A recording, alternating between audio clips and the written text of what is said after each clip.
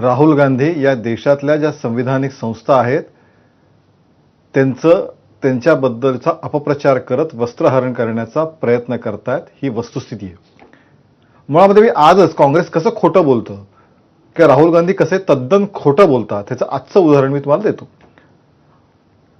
30 तारखेला 1 ऑगस्टला बिहार निवडणूक आयोगाने बिहारबद्दल मतदार यादी प्रकाशित केली. गेले महिनाभर तिथल्या मतदार यादीच्या जी काही संशोधन सुरू आहे त्याच्याबद्दल प्रचंड देशामध्ये गदारोळ. कांगावा हा काँग्रेस त्याचे मित्रपक्ष हे सगळे करतायत की जणू फार मोठं प्रचंड काहीतरी घडतंय, खूप महत्वाची नावं डिलीट केली जात आहेत, नावं वगळली जात आहेत वगैरे वगैरे वगैरे. मग आज निवडणूक आयोगाने 1 ऑगस्टला सांगितलं ही यादी प्रकाशित करतो, ह्याच्यावरती आक्षेप तुमचे BLO घेऊ शकतात. 9 ऑगस्टची तारीख आहे. 1 ऑगस्ट ते 9 ऑगस्ट या 8 दिवसाच्या कालावधीमध्ये एकाही राष्ट्रीय पक्षांनी, एकाही प्रादेशिक पक्षांनी या मतदार यादीवरती आक्षेप घेतला नाही.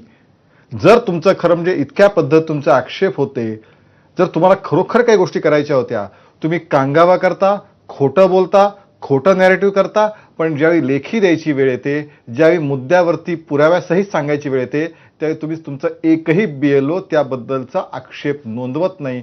काँग्रेस आणि त्यांच्या मित्रपक्षाचा ढळढळीत खोटं बोलण्याचा हा पहिला पुरावा. दुसरं, सचिन सावंत असं म्हणाले, आज 300 म्हणजे अर्धी लोकशाही तुमच्याकडे येते, 300 खासदार तुमच्याकडे येतात, त्याचे डेलिगेशन तुम्हाला वेळ देता येत नाही का? खरं म्हणजे हे सुद्धा दुसरं खोटं.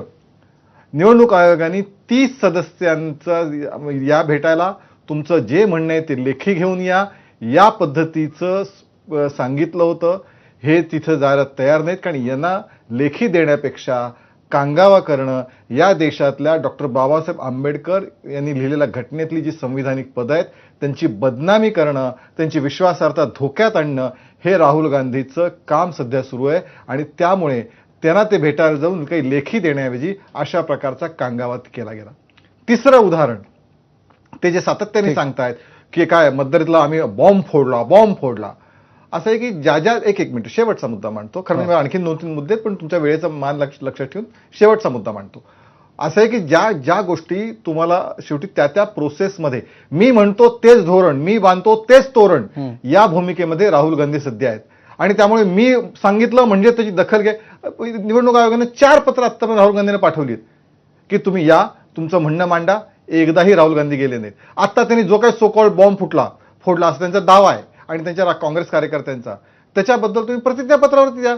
आता जर तुम्ही बोलला आहात तर तुम्हाला जायला अडचण काय? त्या संस्थेचे निकष असतात, नियम असतात, त्यानुसार करा. ठीक आहे. 3 महत्वाचे मुद्दे केशवजी तुम्ही उपस्थित केलेले आहेत.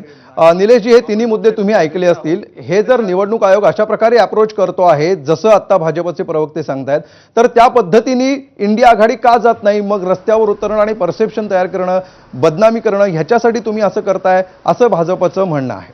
तुमची प्रतिक्रिया आजच्या आंदोलनावर आणि या सगळ्या आरोपांवर?